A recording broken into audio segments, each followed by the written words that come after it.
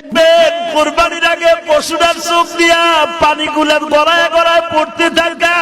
ও কি বলে জানেন? ইমাম থানভী আজকে তাফসিরে আমি দেখলাম, ইমাম থানভী বলে গড়ায় গড়ায় পানি ছেড়ে দিয়া বলে, মালিক আমার মতো সৌভাগ্যবান আর কে আছে? তুমি আমার একটা ভালো লোকের বাড়িতে খরিদ করলা। দেখবেন যে এই পশুগুলো কাঁদে, ওই মালিকের টাকার মধ্যে কোনো ভেজাল নাই। ও মালিকের বারিন্দায় বসে বসে কাঁদে আর বলে, মালিক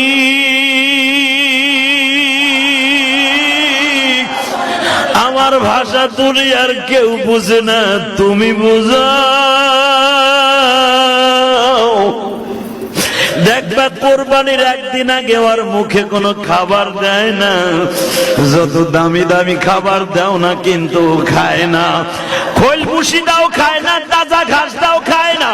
এই জন্য বিশ্ব নবী বলে কোরবানির আগের থেকে তোমরা খাবার দিবা না, কারণ ওর দপ্তরে আল্লাহর সাথে একটা দোস্তি হয়ে যায়। ওর তখন খাবার দেওয়ার দরকার নাই, ওর খাবারগুলো খাওয়াইলে তুমি ধুইতে কষ্ট হবে। আমি নবী বললাম ওরে একদিন রাতের আগে থেকে খাবারটা বন্ধ করে দিও।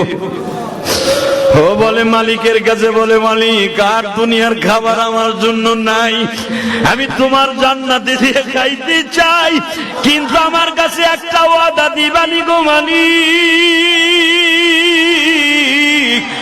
আমারে যেই টাকা দিয়ে তোমার এই পাগল কিনেছে, এই টাকার মধ্যে যদি ভেজাল থাকে ওর বিচার তোমার আদালতে দিলাম গো আল্লাহ।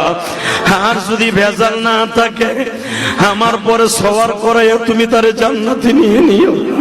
আল্লাহ বলবে না, তোর পরে সওয়ার করাইতে হবে না, আমি ওরে দুম্বার উপর সওয়ার করাবো। আল্লাহু